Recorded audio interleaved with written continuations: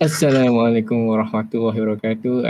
Today, guys, we are going to present from group 3 for generation and detection of single sideband suppressed carrier. All right, next is an introduction to SSB. So what is SSB? SSB is technique of modulation which only one sideband will transmitted, LSB or USB signal. This is because a USB and LSB signals contain same information. So in order to save in terms of powers and bandwidth, only one sideband will transmit it and another sideband will be suppressed. Alright. So modulation to SSB. So we look here, we have this is a visualized picture of the modulation of SSB. From the figure, information signal EM cos omega mt and carrier is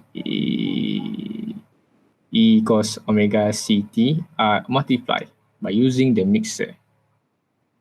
By using this trigonometry identity, if the figure shown here, we can get the VSB for USB and LSB for the signal. Okay, but this is not SSB. This is double sideband because consists of two sideband. Next is the power in SSB. By using this formula, SSBSC power modulated signal can be calculated by using this formula. Squared over 4 PC watt. PC is carrier power, M is index, modulation index. All right. Okay. This is the picture of the modulation of SSB. This is the visual. From the figure, SSB will multiply with the carrier, which is VC cos omega CT. Then we supply the signal to the low pass filter to obtain the desired information signal. Okay, this is what will happen, when the carrier has a phase difference error before multiplied with the SSBSC.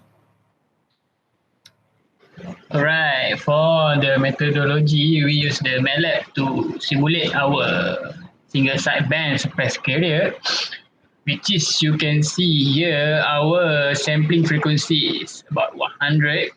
Then our frequency is about 10 Hertz.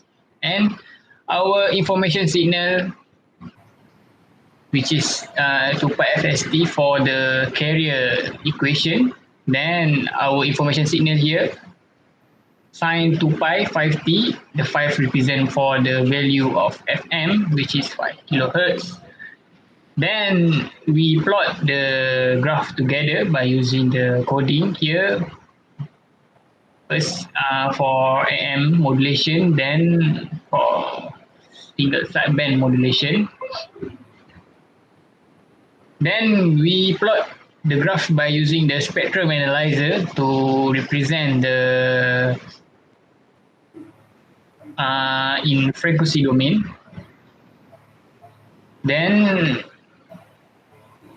the coding below show the part for demodulation. From modulation equation, we demodulation the equation to get the original signal information. Alright, next. Next, this is our information signal, which is have frequency about 5 kilohertz. Next.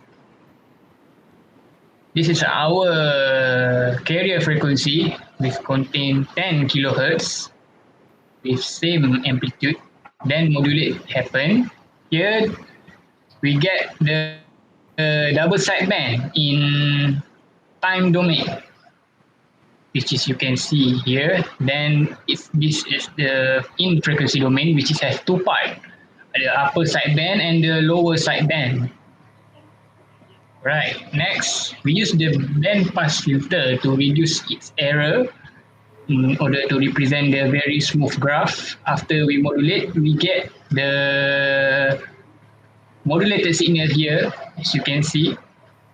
And next, we get the single sideband, which is at the lower side, which at the because we use the low pass filter, so uh, we remove the upper one, we just use the lower sideband. In the part of demodulation, this is a part of the coding which is here for demodulation process. Then we plot the graph. As you can see, this is our demodulation signal, which is quite same with original signal. Okay, next, my friend Ali will continue the presentation. Hello, Assalamualaikum. My name is Ali Imran. I will talk about the analysis for single sideband suppressed carrier signal system. In this analysis, there are three sections we will discuss.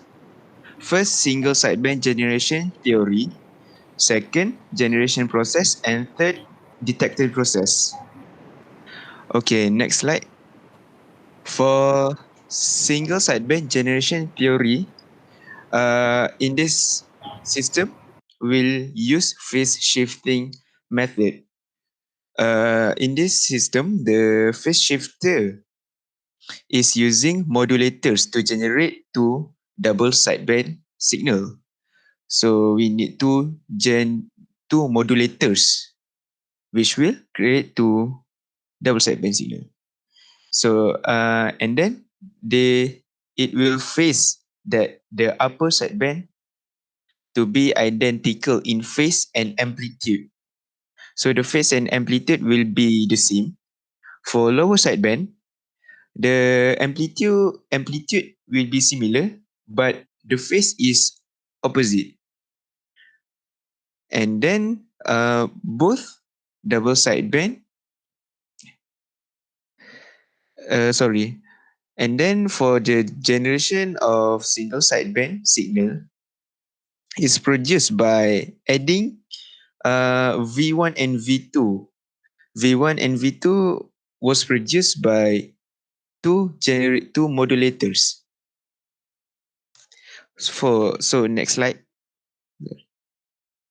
For generation process, we will compare double sideband suppressed carrier signal and single sideband suppressed carrier signal.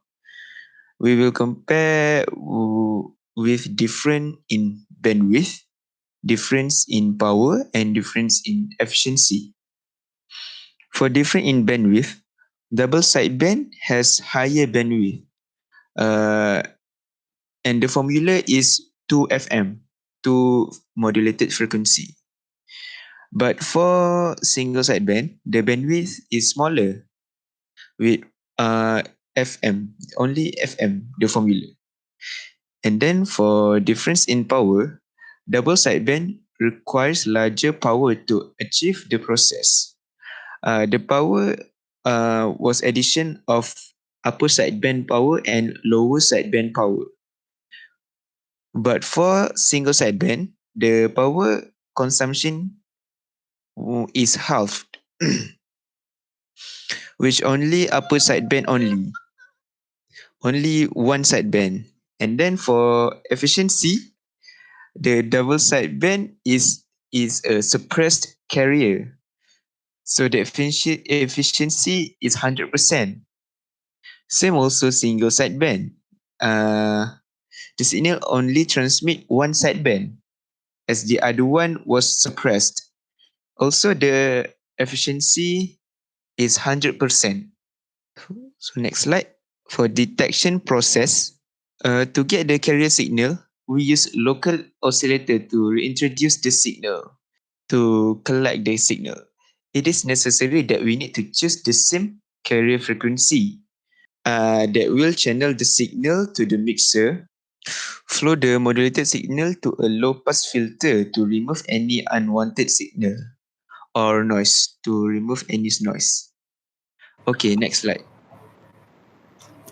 So the conclusion, signal sideband modulation SSB is the primary modulation format used in the HF portion of the radio spectrum to transmit the analog voice for two-way radios compared to other modes. Its efficiency in spectrum and power mean it has been the best option to use for many years.